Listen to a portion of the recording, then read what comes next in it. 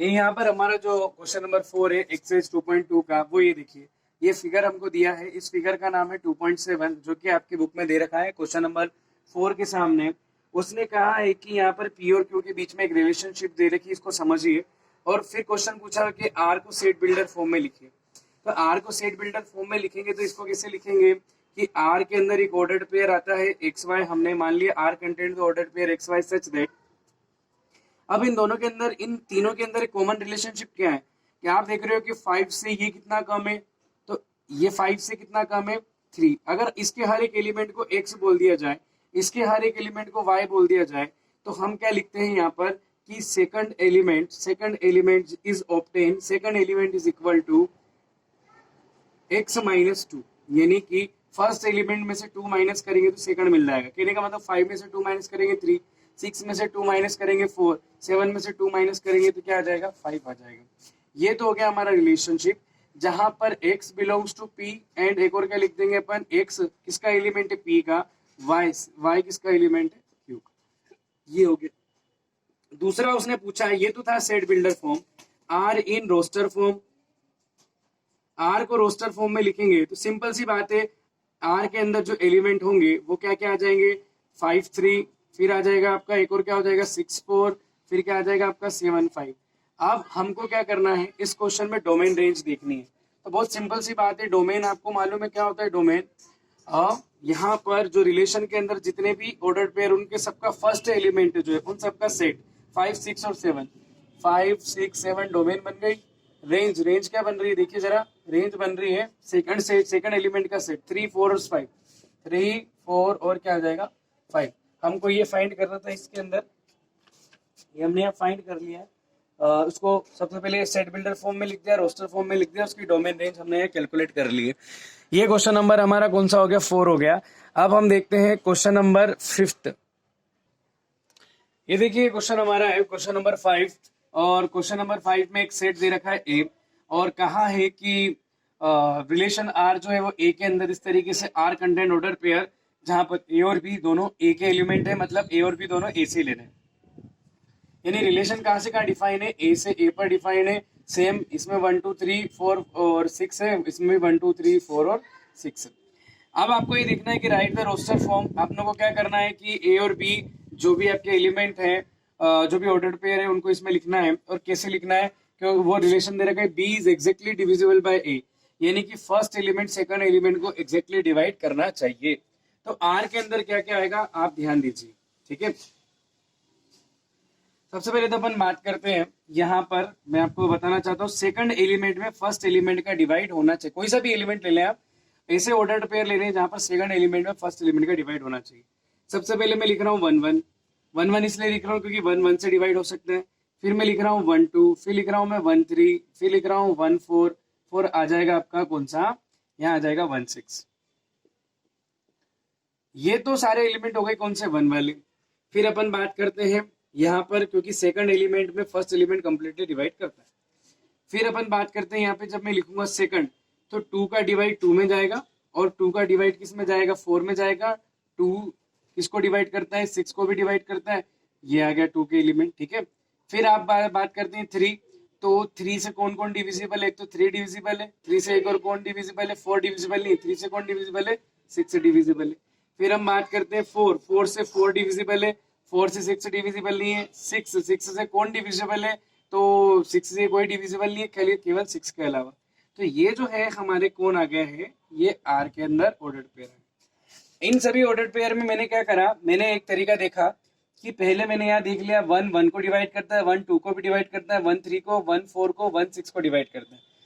2 किस किस को डिवाइड करेगा, 2 ऑब्वियसली 1 को डिवाइड तो कर नहीं सकता है ना, क्योंकि 2 अगर 1 को डिवाइड करे तो 1/2 बनता है, जो कि एक्जैक्टली डिविजिबल नहीं है। 2 2 को करेगा, 2 4 को करेगा, 2 6 को। फिर पीछे वाले छोड़ते जाओ, 3 तो 3 इसमें अब 2 को डिवाइड कर नहीं सकता है, 3 को डिवाइड करेगा, और यह 3 6 को डिवाइड करेगा। 4 खुद को डिवाइड कर सकता है, या फिर यहाँ आ जाएगा, और 6 जो है वो 6 खुद को डिवाइड कर सकते हैं। तो आर के अंदर सारे ऑर्डर्ड पेयर बन गए। अब आपको क्या चाहिए, तो आपको चाहिए था सबसे पहले रोस्टर फॉर्म, तो ये दैट इज रोस्टर फॉर्म हो गया। Find the domain of the R. Domain जो है वो फर्स्ट 1 यहाँ आ रहा है, 2 यहाँ आ रहा है, 3 आ रहा है, 4 आ रहा है और 6 आ रहा है। तो 1 2 3 4 और 6, ये तो डोमेन हो गई। रेंज सेकंड एलिमेंट, रेंज में कौन कौन आएगा, तो रेंज में आपका बन रहा है 1 2 मिल रहा है, 3 मिल रहा है, 4 मिल रहा है, 6 मिल रहा है। तो यहाँ आ जाएगा 1 2 3 4 और 6, इन सब में भी मिल रहा है, लेकिन जो करस्पॉन्डिंग डबल डबल एलिमेंट है उनको हम एक ही बार लिख रहे हैं। तो डोमेन और रेंज दोनों हमको क्या चल गई, पता चल गई। 2 आ रहा है तो दैट इज 2 वहां मिल गया हमको, 4 4 भी, 6 भी, 3 भी, 6 भी, 4 भी, 6 फिर मिल रहा है। ठीक है, तो दैट मीन्स हमको यहाँ पर डोमेन और रेंज दोनों क्या पता चल जाती है। अब अपन देखते हैं, ये आपका हो गया क्वेश्चन नंबर 5। क्वेश्चन नंबर अपन देखते हैं 6, ये आपका आंसर था सेकंड का जो क्वेश्चन पूछा हुआ है, ये आंसर है आपका थर्ड का जो क्वेश्चन पूछा। अब इसके बाद आपको देखते हैं क्वेश्चन नंबर 6। क्वेश्चन नंबर 6 में ध्यान दीजिए, ध्यान देखिए, आर क्या हो गया हमारा। देखिए क्वेश्चन नंबर 6 में बहुत सिंपल क्वेश्चन है। एक रिलेशन है जिसके अंदर ऑर्डर्ड पेयर जो है उसके एलिमेंट है x और x प्लस 5, जबकि सारे x इस सेट से लिए जाने हैं। तो आपके कौन कौन से इसमें ऑर्डर्ड पेयर आएंगे, तो आप x की वैल्यू जो है यहाँ पुट करते जाओ। जब आप 0 पुट करोगे तो 0, यहाँ करेंगे तो 5 मिलेगा फर्स्ट, 1 पुट करेंगे तो ये 1 और 6 मिलेगा, 2 पे मिलेगा आपका कितना 7, 3 पे मिलेगा आपका कौन सा 8, फिर आप रखोगे 4 पे क्या मिलेगा आपका 4 और 5 कितना आ जाएगा 9, और फिर उसके बाद में 5 और 5 कितना आ जाएगा 10 आ जाएगा। समझ में आ रही बात। तो ये हम x की वैल्यू यहाँ और यहाँ रख रहे हैं, इससे ऑर्डर पेयर मिल जाएगा। क्वेश्चन नंबर 6 में पूछा हुआ है इसकी डोमेन और रेंज पता करनी है। तो डोमेन जो होगी उसकी डोमेन क्या हो जाएगी, आपको मालूम है फर्स्ट तो 0, जितने भी फर्स्ट एलिमेंट है उन सबका सेट 0 1 2 3 4 और 5। ठीक है, ओके। और रेंज जो है वो क्या हो जानी है आपकी 5 6 7 8 और क्या आ जाएगी, ये आ जाएगी 9। ठीक है, 5 6 7 8 9 और आखिरी में आ जाएगा इसका 10, ये इसकी रेंज हो जाएगी। ये क्वेश्चन नंबर क्या हो गया 6 हो गया। क्वेश्चन नंबर 7 देखते हैं। अभी अगला क्वेश्चन हमारे पास क्वेश्चन नंबर 7 था, बहुत इजी क्वेश्चन है। एक रिलेशन है जिसके अंदर ऑर्डर्ड पेयर क्या है x क्यूब के फॉर्म में है, और ये कह रहा है कि x एक प्राइम नंबर है जो कि लेस देन 7 है। सबसे पहले हम बात करते हैं प्राइम नंबर जो लेस देन 7 है वो कौन कौन से, 2 3 5 और 7। कौन कौन से प्राइम नंबर है जो 10 से लेस है, 2 है, 3 है, 5 है, 7 है। इसको इस जगह x की जगह रखो, तो सबसे पहले x की जगह 2, तो 2 2 क्यूब, 3 3 क्यूब, 5 5 क्यूब, 7 7 क्यूब बनेगा। तो हम पीछे वाले को फिर सॉल्व कर लेंगे। तो 2 का क्यूब होता है 8, 3 का क्यूब होता है 3 3 9 3 27, 5 का 125 और 7 का होता है 343। तो इस केस में उसको केवल अपनों को रोस्टर फॉर्म में लिखना था। इसको क्वेश्चन नंबर 7 को केवल इस रोस्टर फॉर्म में लिखना था। ये हमारा क्वेश्चन नंबर 7 भी यहाँ क्या हो जाता है, फिनिश हो जाता है। ठीक है ना। उसने कहा था कि एक्स प्राइम नंबर है, प्राइम नंबर को देखो, प्राइम नंबर लेस देन 10 होना चाहिए। तो 10 से लेस प्राइम नंबर 2 3 5 7 है, इनको x की जगह रख देंगे तो हमारा क्वेश्चन नंबर 7 हो जाएगा। अब हम देखते हैं क्वेश्चन नंबर 8। क्वेश्चन नंबर 8 क्या है हमारा, ये देखिए क्वेश्चन नंबर हमारा 8 आपको दिखाई दे रहा है। जो हमारे पास यहाँ बात कर रहे हैं हम, क्वेश्चन नंबर 8 में सेट A है जिसके एलिमेंट है x y z और B है 1 2। वो क्या बोल रहा है, find the number of relation from A to B। मैंने आपको स्टार्टिंग में बताया था कि अगर total number of relation find करने A से B पर, तो क्या फॉर्मूला होता है, पहले तो आप A के एलिमेंट, तो total number of element in A is 3 और total number of element in B is equal to 2। ठीक है, अब हम लिखेंगे देयरफॉर P इक्वल टू 3 हो गया और Q इक्वल टू मान लेते हैं यहाँ पर कितना हो गया 2 हो गया। Therefore total numbers of relation from A to B, A से B पर टोटल रिलेशन कितना आता है, दैट इज 2 की पावर P इंटू Q। 2 की पावर 3 इंटू कितना हो जाएगा 2, दैट इज 2 की पावर 6। ये आपका क्या हो जाएगा, आंसर हो जाएगा कि A से B पर रिलेशन कितने हैं, तो 2 रेज टू दी पावर कितना 6। ये हमारा क्वेश्चन नंबर 8 हो गया। अब हम करते हैं क्वेश्चन नंबर 9। अभी ये देखिए कि सबसे पहले हमारे पास यहाँ एक ऑर्डर्ड पेयर आ गया ए बी। ठीक है, a minus B is an integer. a minus B क्या एक इंटीजर है और a और b दोनों क्या है, इंटीजर है।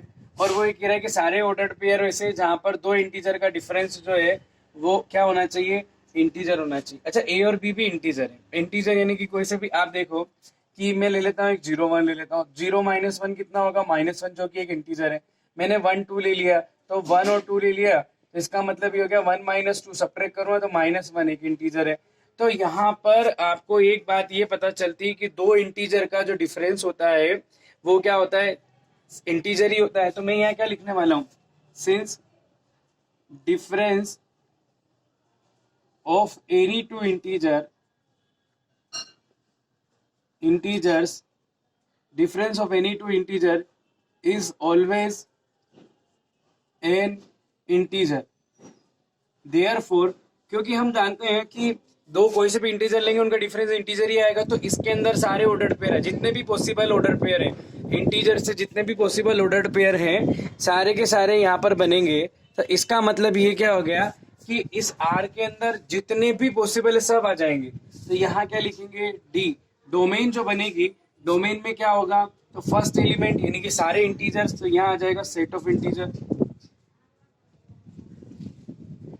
फिर रेंज क्या बनेगी, जितने भी पॉसिबल है तो सारे के सारे क्या, जितने भी पॉसिबल क्या होंगे सारे के सारे सेकंड वाले भी इंटीजर होंगे, है ना। तो क्या आ जाएगा, रेंज भी आ जाएगी सेट ऑफ इंटीजर्स, क्योंकि पॉसिबल जितने भी पॉसिबल है सारे के सारे उनमें दोनों एलिमेंट क्या होंगे, इंटीजर ही होंगे, कोई से भी इंटीजर हो सकते हैं। तो इसका मतलब ये हो गया कि फर्स्ट जितने भी पॉसिबल सबका फर्स्ट इकट्ठा करेंगे, फर्स्ट एलिमेंट का सेट बनाएंगे तो वो सेट ऑफ इंटीजर होगा, दूसरे वाले का बनाएंगे वो भी क्या होगा, आपका सेट ऑफ इंटीजर होगा। इस तरीके से यहाँ पर हमारा ये क्वेश्चन नंबर 9 जो है वो क्या हो जाता है, फिनिश हो जाता है, और एक्सरसाइज 2.2 भी फिनिश होती है। I hope you have to note this given this exercise in your fair copy. आपको नोट कर लेना है अच्छे से, और इसका आपका जल्द ही टेस्ट होगा। थैंक यू, आज के लिए इतना ही।